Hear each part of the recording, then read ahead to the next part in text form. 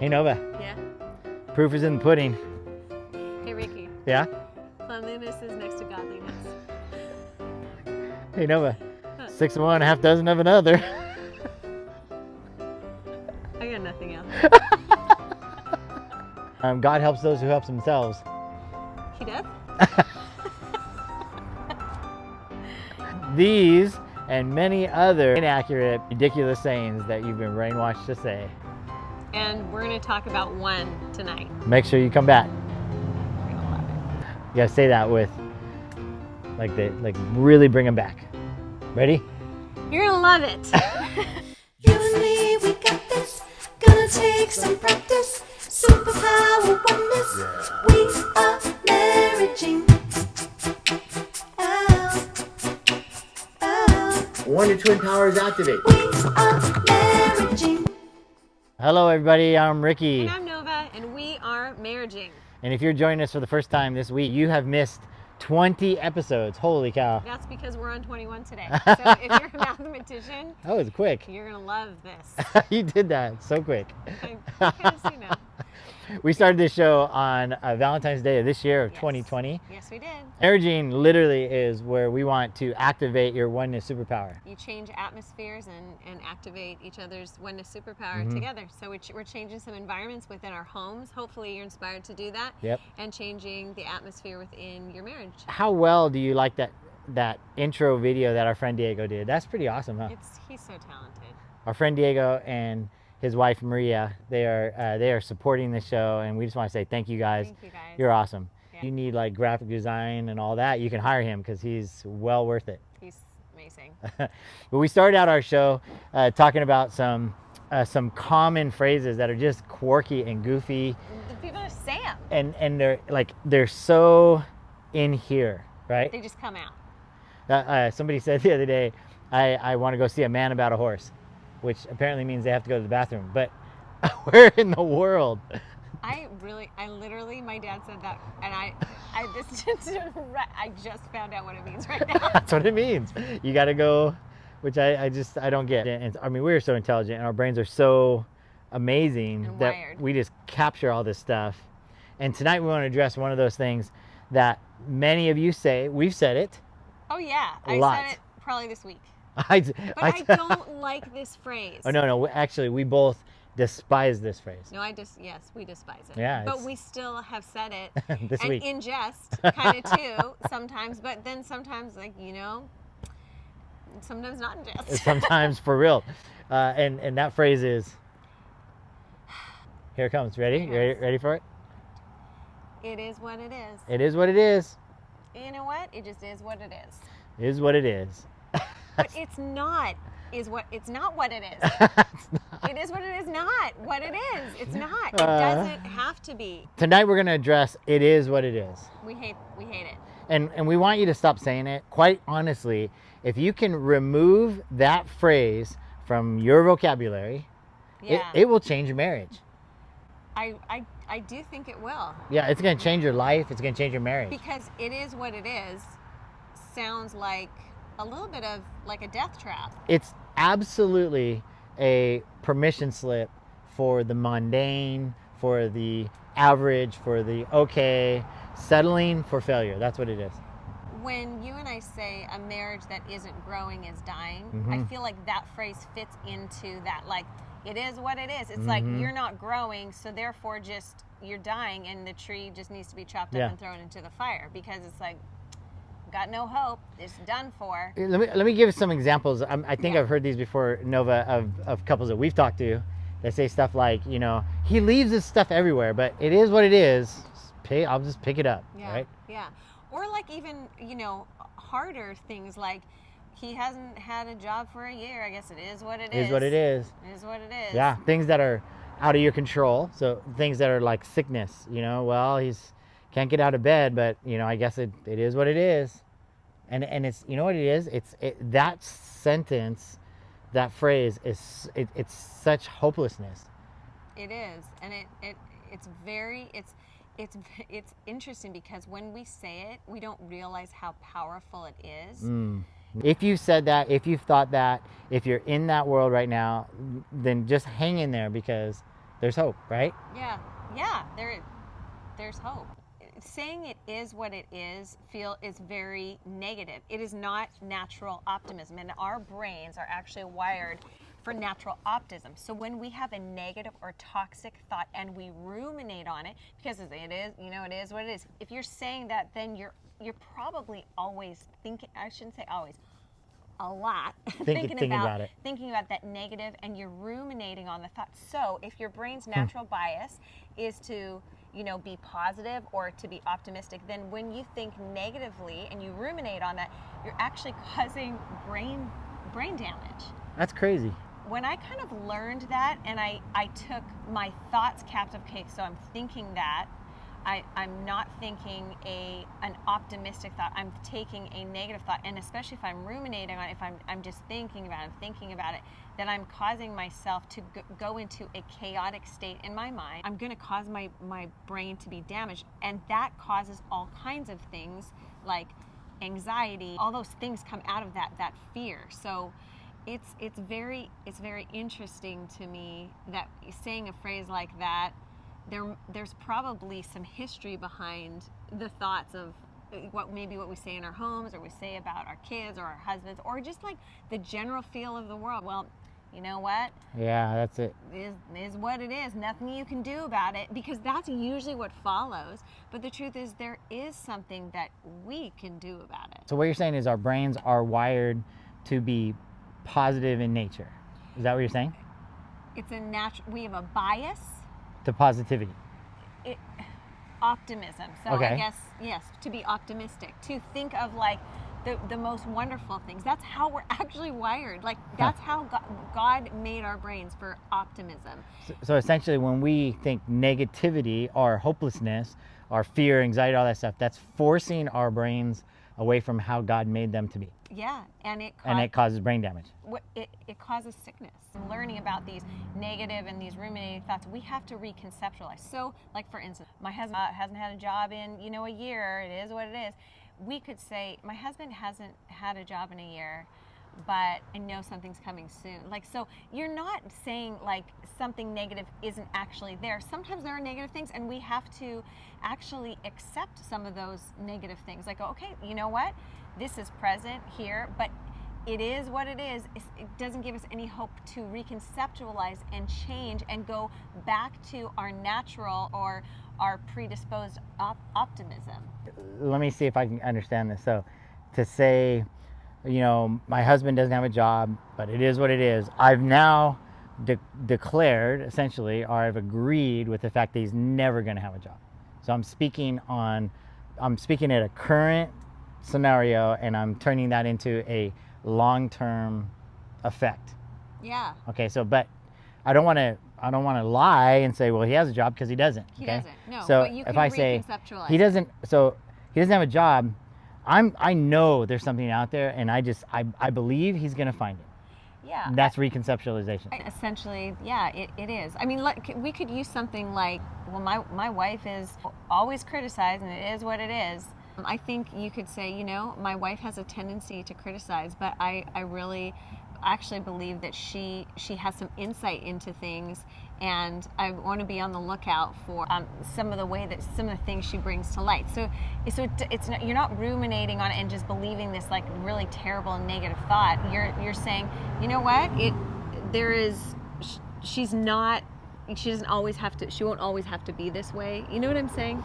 Yeah. So how does that play out with the coronavirus, for example? Okay, so we're sent back to our homes. We had, we got out of our homes. We were in restaurants, starting to get back to how we used to do life, and then it's all taken away again. So we can say it is what it is. We're just going to be there forever, right? Or we can say, hey, check it out.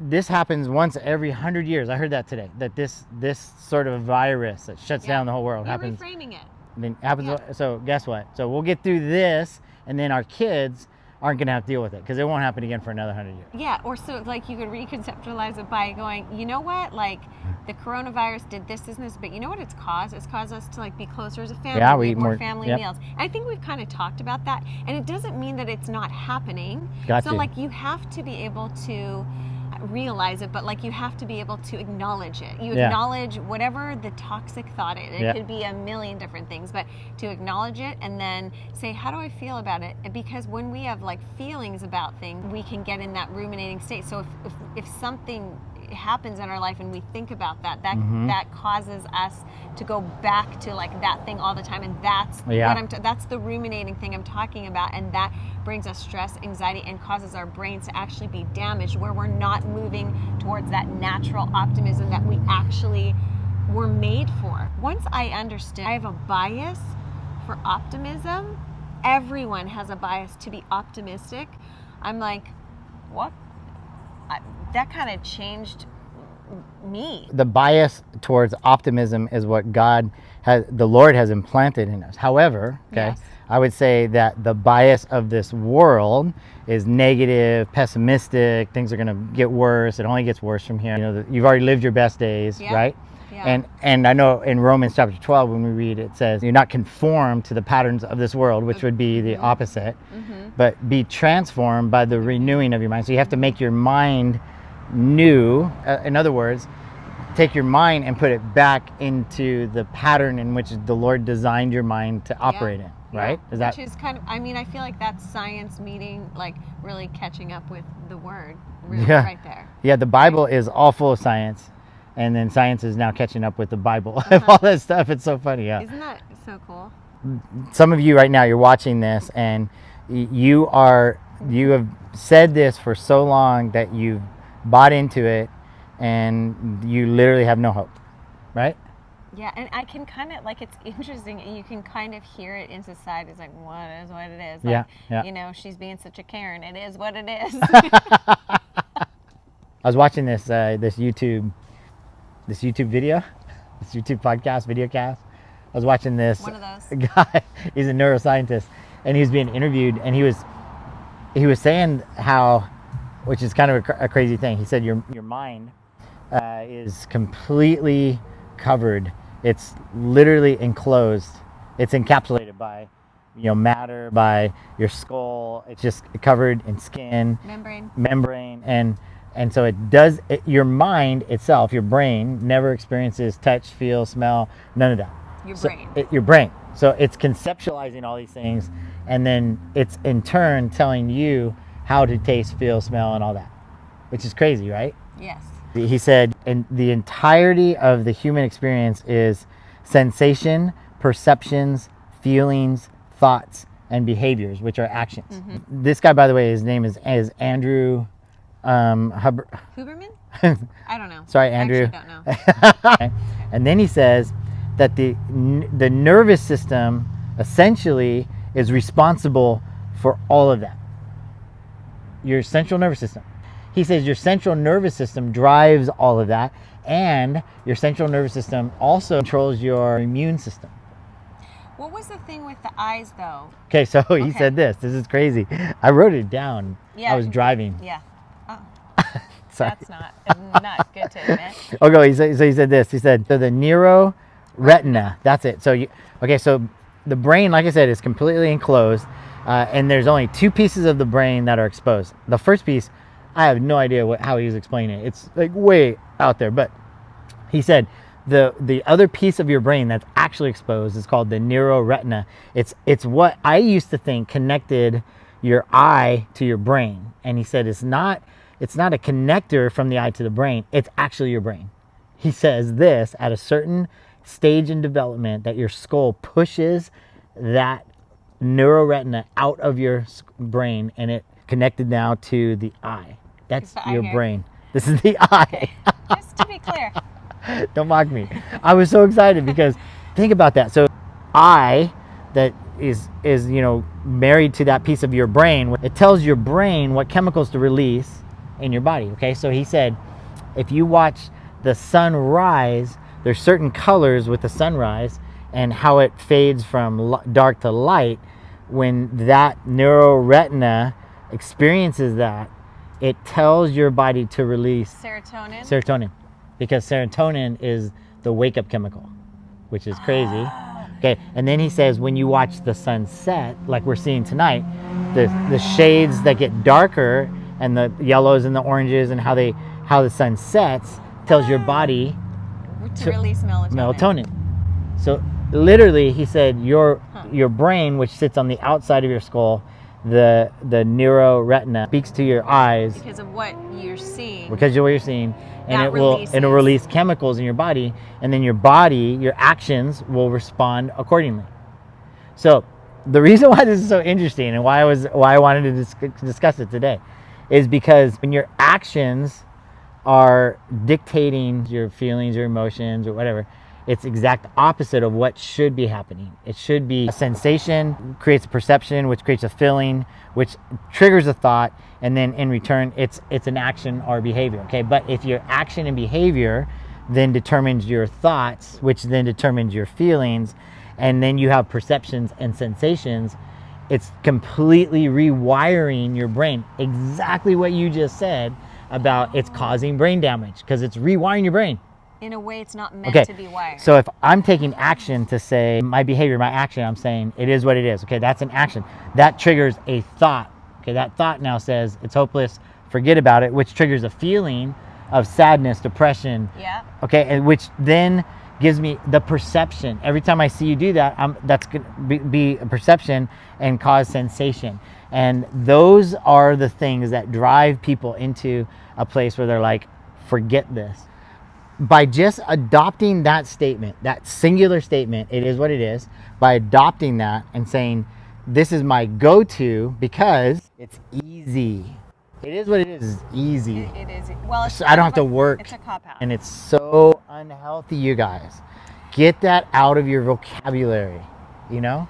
Oh my goodness. I really want people who feel like they're at their wits' end Yeah. in marriage, Yeah.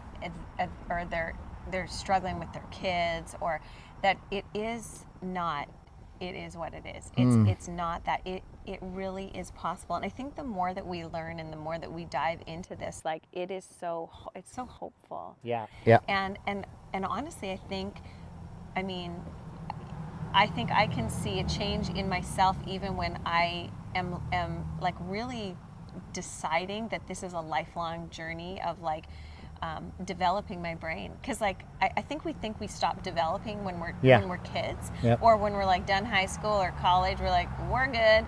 But it's kind of exciting to go, God keeps on developing us. It's like in his plan to continue to grow us and develop us, and that neurogenesis, that those new beginnings in our brain that we talk about, in the morning, the mercies are new, those are mercies. That is just science, and it is true.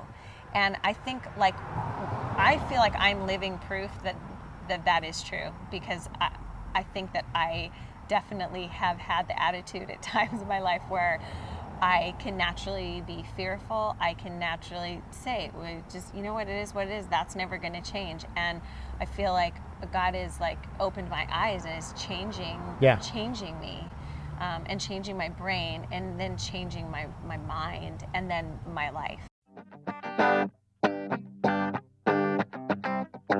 So here's the homework tonight. It's super simple. So simple. So Ricky's simple. going to tell you.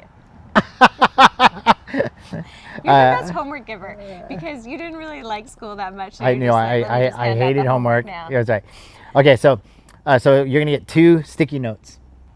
Yeah. Okay, on one you're gonna write the lie, and one you're gonna write the truth. Okay, then you're gonna draw a little line. Okay, so underneath the lie, I like it. you're gonna write it is what it is. Okay, that's on the sticky note. It's gonna say the lie, underline, it is what it is. Okay. And then on the other sticky note that's going to be on your mirror, both of them, it's going to say the truth.